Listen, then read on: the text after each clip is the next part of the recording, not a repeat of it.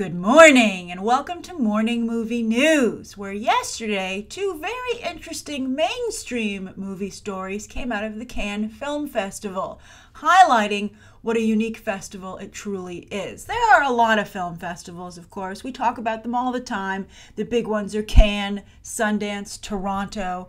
But one of the most interesting and unique things about Cannes is because it takes place in Europe, there's a lot of film packaging going on in terms of finance and rights. Pictures start to come together over there because, as we've discussed before, one of the ways that movies can get some momentum is they can sell their foreign distribution rights for some upfront cash to make the film, and then once they have that, they're in a stronger position to negotiate for a U.S. distributor, which is still, for now, the biggest, box office market in the world. China, of course, as well, but you really kind of need a U.S. distributor, interestingly enough, to negotiate your entry into the Chinese marketplace because it's so heavily regulated. So that's really the path of a film. So you're seeing a lot of movies come together at Cannes. They're not even in competition, but since everybody's in the same place, movie deals are happening. And the first made a lot of people very happy yesterday on the internet because it was a movie idea that was born on the internet. And we've discussed it before. And that's the Rihanna, Lupita Nyong'o heist movie that came out of a photo that was snapped of the two stars sitting next to each other at a fashion show a couple of years ago. And it was imagined that Ava DuVernay could direct. And Issa Rae from HBO's Insecure recently got looped into this as well. It really is an impressive group of women of color working in Hollywood. And the idea of the movie would be that Rihanna and Lupita would target rich white men. I don't know if I would continue with that. The movie's moving forward now. It has a distribution deal. We'll talk about that in a minute. But it's moving forward now, and I think you're going to see it move forward very quickly as soon as these deals are signed. Ava DuVernay is the only one officially attached, and right now everyone else is jockeying for their payday, which could be quite significant because let's just say it. Netflix is distributing, and Netflix has a ridiculous amount of money that they are willing to spend. They're like the Megan Ellison, right? They and Megan Ellison just throw money everywhere. Although I felt that with the way War Machine turned out, this is not going to last forever, or at least it shouldn't. At some point, Netflix is going to have to rein in their talent and be like, I'm so happy you're with us and you're part of our family, but could you please not crap all over it and produce something that's pretty watchable? I had a lot of problems with A War Machine, and overall the reviews for that film are not good. So anyway, let's hope that this turns out better. I have some serious reservations about this ending up at Netflix, which we'll talk about in just a moment. But anyway, Rihanna, Lupita Nyong'o, and Issa Rae are negotiating their deals with Netflix. And I have some concern about having them in the actual film target, quote-unquote, rich white men, because you don't want to make it a race thing, right? I mean, why can't these just be two really strong black female characters that are just have their own story? I mean, it's important to get different representation out there. There's not a lot of variety when it comes to roles for actors of color, particularly actresses of color, which many have spoken out about. You're either like, what's the saying? Like you're a slave or a maid, right? And so this would be very exciting in that regard. And I really don't know if I would want it to bring a race discussion into it, right? I mean, just let that be the big change. But then again, after you see the success of Get Out, I can see them being like, well, why don't we do our version of Get Out? And people love the race play there, the discussion that it sparked, and it had a very diverse audience. So it's tough, but I just feel, I don't know if I want to get into that. I don't know if I want to see the movie get into that. Then my biggest concern, though, is that I don't know if Netflix can successfully launch a movie. Nobody's really talking about War Machine. It's a Brad Pitt movie. It comes out on Friday. Did you know that?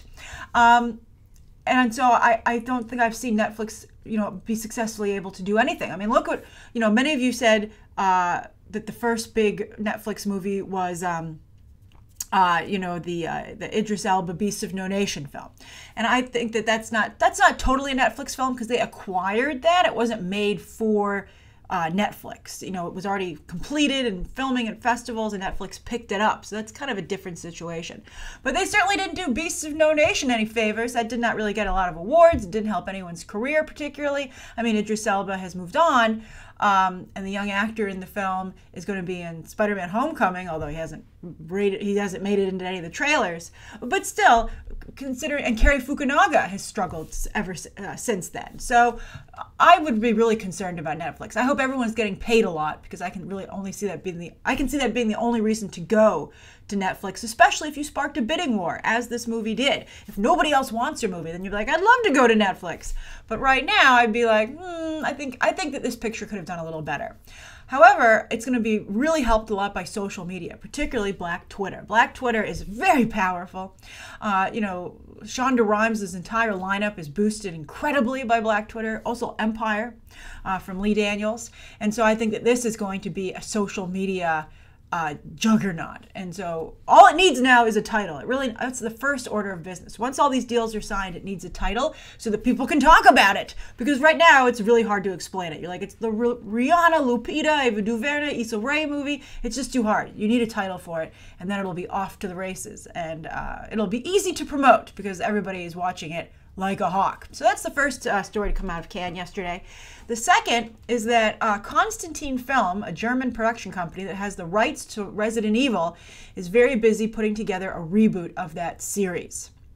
And the big headline was that they've gotten James Wan to come on board as a producer. And we were just talking about video game movies yesterday with Uncharted, the casting of Tom Holland as young Nathan Drake. There was some confusion. People being like, young Nathan Drake means like just in flashback sequences, right? And it's like, no, it's a whole movie about young Nathan Drake and Tom Holland is playing him. You don't sign your Spider-Man star for a couple of scenes. He's the lead. So anyway, I think it's interesting that James Wan is getting into video game movies so heavily. He's already signed to produce the new Mortal Kombat, and now he's going to be doing the Resident Evil reboot with Constantine Films, which is supposed to be one of 6 movies. That's amazing. And Greg Russo, who's working with him on Mortal Kombat, is a screenwriter and will also be working on Resident Evil, and also worked with Wan on Robotech. And I can't speak to Greg Russo's ability because he's a new find. This guy's new. We've never seen his writing before, although I have to say that I think that James Wan has an excellent eye for talent, as we've seen with many of his horror films. He really is good at finding people who know what they're doing, both as writers and directors, and that'll be the case here because he's producing these.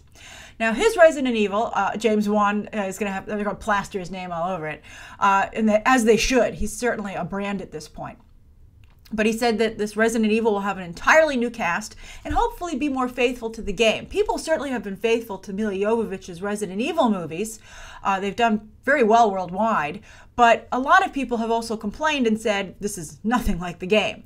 So there really is an opportunity here to reboot the material and create something a little bit more authentic, maybe a little more highbrow. Because, I think the first Resident Evil franchise, which is now done, very much was a product of the times in terms of comic book video game movies, right? But now, of course, the game has changed, the style has changed, what audiences want to see, what Hollywood can do has changed. So why not? I think this is actually a really good idea. And I think that James Wan is very, very smart, both from a creative and a business perspective. He knows how to make a good movie, but he also knows how to sell a good movie and to have a very reasonable budget. I have tremendous faith in James Wan. So, and maybe he's the best hope for video game movies coming up, right? That would be fantastic. And he certainly has 2 fantastic properties, Mortal Kombat and Resident Evil, that he's working on. So he already is ahead of the game because he's picking good products to attach himself to. So Constantine Film, again, out of Germany, has the rights to Resident Evil, and they're currently taking meetings in Cannes, putting this together. Sony distributed the first franchise, but there's no word yet if they're going to distribute the reboot. And it is worth noting that James Wan has a very strong relationship with Warner Brothers, of course, currently filming Aquaman. He has worked for other studios in the past, but Warner Brothers has really been his home, so don't be surprised if Resident Evil ends up there. All right, so that's the second story of the day. Resident Evil news coming out of Cannes. All right, so the third story of the day is that Hasbro is starting their own convention called HASCON FANmily. Oh, that's such a bad title for a convention. So it's HASCON FANmily. So they put the word fan and family.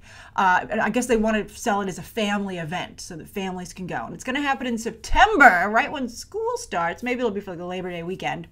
And it's going to happen in Rhode Island, which might seem like a weird location for their convention, but of course, Hasbro is located in Rhode Island, so it's easier for them to have all their employees go there and work on it. So they're not only going to spotlight their own brands like Transformers, G.I. Joe, My Little Pony, but also their partners, Disney, Marvel, Star Wars. Don't forget that Disney, which owns Marvel and Star Wars, was able to kill Hasbro's potential DreamWorks Animation acquisition, because they said, we're going to pull all our licenses from your company if you acquire them.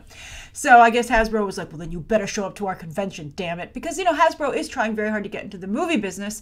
So I guess this convention is part of that, raising their profile a whole weekend. They're like, just imagine it, a whole weekend in September of Hasbro headlines. And I'd be like, I don't know, guys. I think you're a little weak in that department. I don't know if they can really, at this point, support an entire convention all on their own. I mean, Disney can with D23. That's turning out quite well, but they have amazing brands. And also, people already have a habit of traveling to Disneyland, where the convention is held.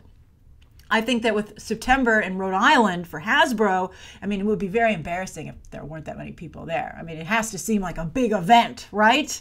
So that would scare me if I were Hasbro. Maybe they feel very strongly about their fan base, and they are, you know, these brands do have a strong fan base, but I don't know if they have a traveling to Rhode Island strong fan base.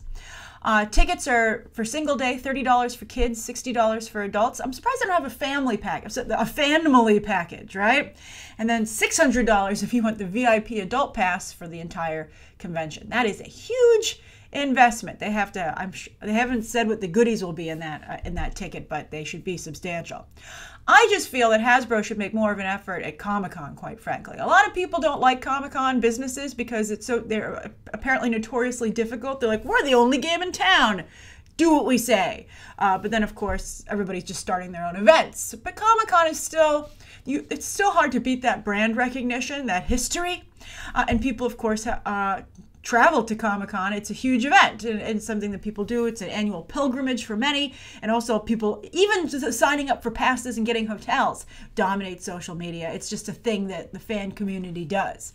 So if I were advising Hasbro, I'd say, you know, why don't you have a stronger presence at Comic-Con first? Get a Hall H panel, right? That's what I would do, rather than having your own convention. But we'll see in September what kind of headlines they make, or if nobody pays attention to it. All right, so instead of a viewer question today, I want to just, you know, have an in memoriam moment for Roger Moore, who passed away. It was announced this morning at the age of 89 after a brief battle with cancer in Switzerland. Roger Moore is one of the most famous James Bonds. He made 7 James Bond movies. He's right up there with Sean Connery and Daniel Craig. And after Craig and Brosnan, you know, did some of the most successful Bond films, of course, not adjusted for inflation. The Connery ones are huge when you take that into account. But he was a really famous James Bond because he did so much to change the character. He added a lot of the humor and the camp to the franchise, and it was really beloved. I mean, people might not fight for him as loudly as they do Sean Connery and Daniel Craig, but Roger Moore certainly has his fans and did a lot for the franchise and really, you know, did a tremendous job keeping it going after Sean Connery left. I mean, certainly more so than Pierce Brosnan did after Moore. Well, actually, it went Timothy Dalton for one movie, and then it went to Pierce Brosnan. And it's interesting because both Brosnan and Moore came from television. Roger Moore coming from The Saint, and Pierce Brosnan coming from Remington Steele. And they were very successful as James Bonds. And the best Roger Moore Bonds, the most successful one he ever made was Moonraker, which is super campy. And then, of course, also Octopussy, I think, is pretty well known by fans. And I also think the other thing that's worth pointing out is that he was a very kind man who really loved being James Bond. So often, you'll see an actor, including Daniel Craig, turn on a franchise saying, I'm more than this character. I don't want to only be known as this character. And I think to Roger Moore's credit, and shows just what a wonderful person he was like, I love being Bond. I'm so glad that while I was on this earth, I entertained people and made just such a strong impression in their lives and contributed to their quality of life in terms of entertainment. I just think that's wonderful. And I wish that more actors would be gracious in such a manner and understand, you know, that there's nothing wrong with millions upon millions of people liking your work. That's not a bad thing. So, you know, if you're looking for some, you know, it's summer, you know, I think that if you're looking for something to watch, I would highly recommend you check out one of Roger Moore's James Bond films. They're classics, and I think that he will be missed. And he was just a really wonderful person. All right, so that's today's morning movie news. Thank you so much for tuning in. Please write down below what you think of today's top 3 stories. Anything you'd like to add about Roger Moore, what you thought of him as Bond, which of the Roger Moore Bond movies you would recommend checking out if somebody wants to take a look. And of course, anything you'd like to see covered tomorrow and any questions that you might have. Thanks for watching. Bye.